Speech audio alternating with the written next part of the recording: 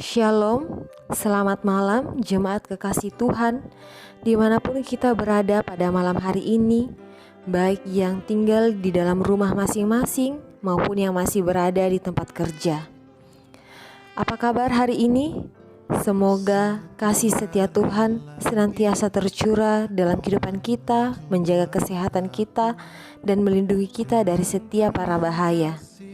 Pada malam hari ini, izinkan saya membawa kita ke dalam perenungan malam yang akan menguatkan kita bersama-sama di malam hari ini maupun di esok hari yang akan kita jalani bersama-sama.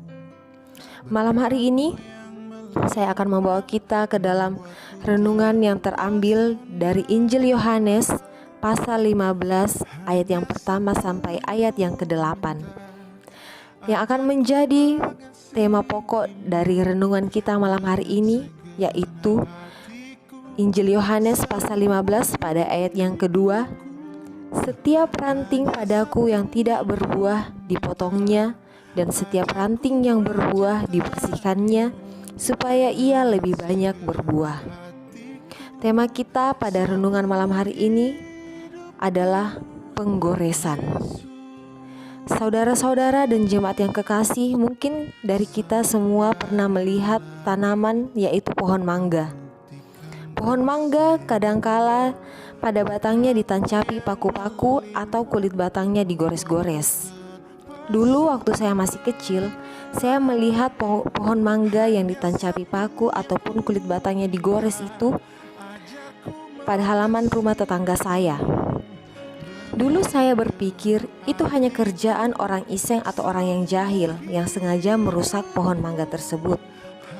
Namun sekarang saya mengetahui bahwa menancapkan paku-paku di batang pohon mangga dan menggores-goresnya hingga keluar banyak getah adalah salah satu cara untuk membuat pohon mangga itu berbuah lebat. Mari kita sedikit berpikir.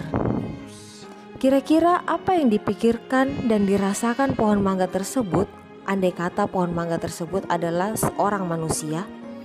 Ketika paku-paku ditancapkan pada batangnya atau kulit batangnya mulai digores-gores hingga mengeluarkan banyak getah. Mungkin dari sudut pandang manusia, jika misalnya pohon mangga tersebut adalah insan, mungkin ia akan merasa sakit, merasa perih dan luka. Meski terlihat kejam, tapi hasil akhirnya sungguh indah karena pohon mangga itu akhirnya berbuah lebat. Firman Tuhan juga menuliskan hal yang sama dengan gambaran tersebut di atas. Dalam Yohanes pasal 15 ayat yang kedua dikatakan, setiap ranting padaku yang tidak berbuah dipotongnya, dan setiap ranting yang berbuah dibersihkannya, supaya ia lebih banyak berbuah. Jemaat yang kekasih di dalam Tuhan, kadangkala proses yang Tuhan izinkan terjadi memang sangat menyakitkan untuk kita. Satu waktu rasa-rasanya kita ingin berontak ketika mengalami proses yang menyakitkan seperti itu. Namun jika kita bisa melihatnya dengan kacamata Tuhan, maka kita sadar bahwa itulah cara Tuhan agar hidup kita makin berbuah.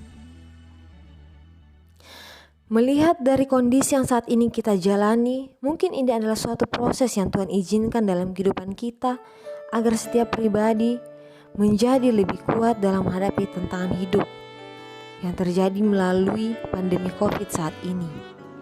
Saudara yang kekasih, jika hari ini kita harus mengalami serangkaian proses pembersihan, proses pemotongan, proses pemakuan, atau proses penggoresan daging, ingatlah baik-baik bahwa itu artinya Tuhan sedang menyiapkan buah-buah yang lebat dalam hidup kita. Sehingga kita tidak perlu merasa khawatir, kita tidak perlu merasa cemas. Kita harus senantiasa semakin kuat hari demi hari menghadapi pandemi yang saat ini terjadi, menguatkan satu sama lain sebagai keluarga, saudara, bahkan jemaat Tuhan dimanapun kita berada. Jangan menyerah, tetap semangat menjalani kehidupan ini. Tetaplah menjadi contoh bagi keluarga, bagi anak-anak, bagi kehidupan dimanapun kita berada. Karena Tuhan senantiasa menyertai kehidupan kita. Tuhan tidak akan membiarkan kita berlarut-larut dalam pergumulan, dalam kekhawatiran, dalam berbagai kondisi yang tidak pasti. Dimanapun kita berada dan di dalam kondisi seperti apapun itu, sesulit apapun itu, Tuhan sedang merencanakan suatu rencana yang luar biasa dalam hidup kita melalui setiap proses yang sangat menyakitkan yang harus kita hadapi hari demi hari. Saudara-saudara yang kekasih, saat ini mari kita saling menguatkan satu sama lain, saling mendoakan agar pandemi ini segera berakhir dan kita bisa kembali berkumpul bersama-sama sebagai satu keluarga dalam jemaat, dalam satu gereja untuk memuji memuliakan Tuhan tanpa ada lagi perasaan khawatir, perasaan takut akan mungkin tidaknya kita akan terpapar COVID-19. Tuhan senantiasa menyertai kehidupan kita sehingga kita tidak perlu lagi merasa ragu dalam kehidupan ini.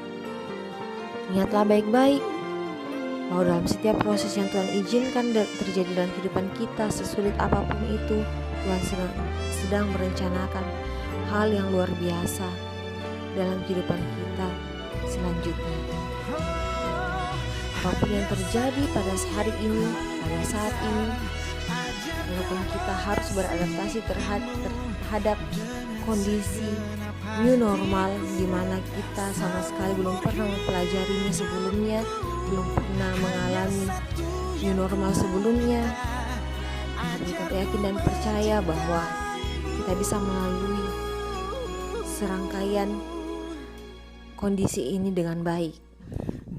Tetap setia, tetap percaya di dalam Tuhan, dan tetap taat terhadap segala anjuran pemerintah agar bersama-sama kita bisa melawan pandemi yang saat ini sedang berlangsung.